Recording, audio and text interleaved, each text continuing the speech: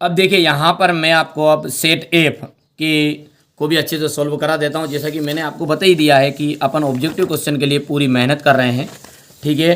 तो यहाँ पर अपन पहला जो ऑप्शन है वो उसको पढ़ेंगे। सेल स्थिरांक की जो इकाई है वो क्या है हमारी।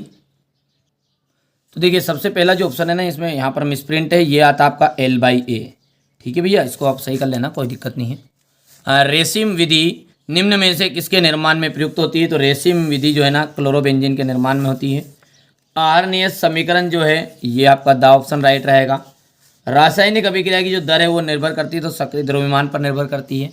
थोड़ा फास्ट तरीके से करेंगे, ठीक है। अब तो यहाँ पर अपन आगे देखें तो ये इसमें आयरन की जो ऑक्सीकरण संख्या है, आयरन की ऑक्सीकरण संख्या जाएगी 2, जैसा कि मैंने बेसिक कॉन्सेप्ट में बता दिया। आयरन है मतलब Fe, और यदि Cn की पूछे कोई तो Cn की आपको लिख देना -1, ठीक है, और K की आपके जाएगी यहाँ पर +1, ध्यान रख लेना आपको। और केवल पूरे की पूछे, यदि ये पूछेगी इसकी आयरन, इसकी ऑक्सीकरण संख्या, ये भी हट जाए और ऐसा रही है, ये मैं भी हटा दूँ, मैं ऑक्सीकरण संख्या होगी तो 3 लिख के आना। फिर यहाँ पे आयरन फायरन नहीं है, इनमें से 3 का सूत्र लिखा रहे तो समझ गए बात आप। एल्कोहल सोडियम से क्रिया करके बनाता है तो ROR बनाता है। यहाँ पर हम बात करें तो इसका जाएगा यहाँ पर देखिए L/A, ये ऑप्शन, ठीक है। दूसरे की ऑप्शन की देखिए यहाँ से आपको फटाफट स्क्रीनशॉट ले लो, क्योंकि समय कम है और समय कम है तो इसलिए मैं थोड़ा जल्दबाजी में आपको सारी चीज़ें बताने की कोशिश कर रहा हूँ।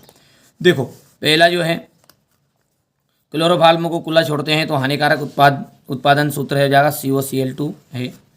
हानिकारक जो उत्पाद बनता है उसका सूत्र क्या है, ये हानिकारक उत्पाद का सूत्र। 1 फेराडे का विद्युत मान 96,500 कूलाम होता है। यहाँ पर मैंने भर दिया, स्क्रीनशॉट ले लो बेटा, पढ़ लेना इसको थोड़ा सा ना, यहाँ से ये हो गया भैया। इसके बाद में इंग्लिश मीडियम वाले बच्चों के लिए तो यहाँ से हम इसको भी कंप्लीट करेंगे,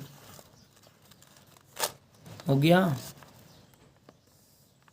ये हो गया आपका एस्पिरिन।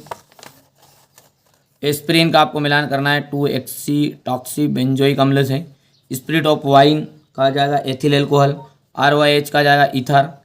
एंडेनोन का जाएगा आपका कीटोन। क्लोरीटोन का जाएगा हिप्रोट्रिक औषधि, हो गया। यहाँ पर आपका हो जाएगा ये क्वेश्चन नंबर 3, हो गया।